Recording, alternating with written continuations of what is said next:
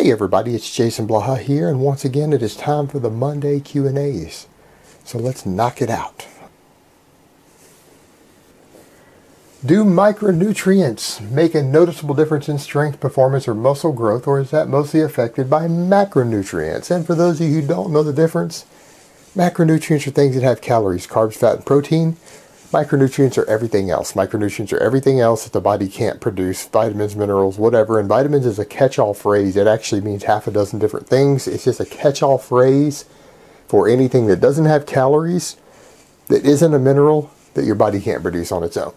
So your question is really vague. It's difficult to answer. However, what I will say is that all of these things can be affected potentially by a deficiency in a micronutrient. However, depending upon what that micronutrient is, you might have to be deficient for a while before you'll start noticing those differences. Sometimes you might need to be deficient for a year or longer before you see a decline in performance or a decline in muscle gains from it. But hypothetically, most of them, yes, you could see a performance loss or a muscle gain loss, which a performance loss will equal less muscle gains. And some of them, particularly some of the critical minerals, yeah, you could see it in the short term as well. So micronutrients are important for body composition. They are important for performance, for energy, things like that. Absolutely, they cannot be discounted.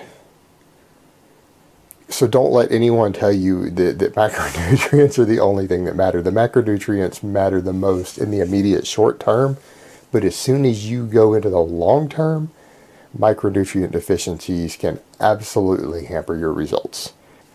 All right, next question. Should someone who stalled running a linear progression, cutting or recomping the entire time keep doing it, or do it again after switching to a surplus? Well, if you're running a linear progression program and it is appropriate for your experience level and your strength level, and you stall when you are not in a calorie surplus for a while and it becomes problematic to continue, you actually should probably go back to a linear progression program or stay on it as soon as you go back into a calorie surplus, because what you're going to find is that your recovery is going to speed up, your adaptation is going to speed up, and if you were stalling really badly on less food due to recomping or cutting, obviously, once you reintroduce that higher amount of food, the stalling may very well stop. And if you can progress on a linear progression program without any major stalls, then you should absolutely be using linear progression. It will give you the fastest results. So hands down, yes, you should absolutely try linear progression again as soon as you finish the cut or recomp, unless you're way too experienced to really progress on linear progression, in which case you might want to jump into whatever sort of periodization is appropriate for you. All right, next question. Are you blasting again going into this meet? Well, my meet prep did start this weekend, 7 weeks out. And let me put it this way. At this point in the game, I am back to focused on being seriously competitive, competing at the international level. There is no such thing as a practice or a play meet for me, even if it is a non-championship meet, even if it is a non-qualifier meet.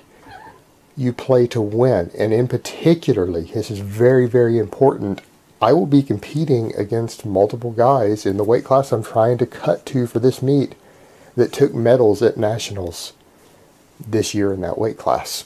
It is important for psychological reasons, because psychology, when you're in a sport like powerlifting, matters tremendously. You win or lose oftentimes. You're placed sometimes before you ever step on the platform based upon what's going on in your head.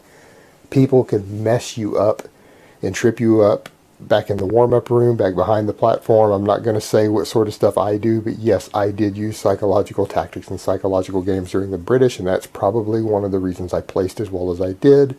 And some people who normally perform better than they do didn't perform as well.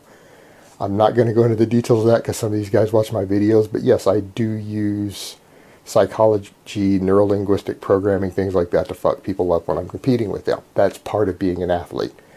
That being said, it is very important that when I go into a meet against people who are taking medals in my weight class, that I do not let them beat me if I can avoid it, which means I need to go into a meet hard. That means full straight on water cuts, full straight on competition style blast. There is no such thing as an informal competition when you are competing against the same guys you're going to compete against in championships. You do not want to let them beat you and establish in your subconscious that they beat you. It is important that you beat everyone that you're capable of through any means necessary. And that is very important to both bolster your confidence and imprint the mental image that you want in them, the message that you want to send to them. And while I'm friends with all these guys, I'm friendly with them, the second and third place medal holder from the 90 kilo in the UK are both going to be at this meet, and I linked them my meet prep first video already just to make sure that they've seen it. Alright guys, so that's really all I have to say on that today. I hope it has been informative, and I will talk to you guys next time in part 2.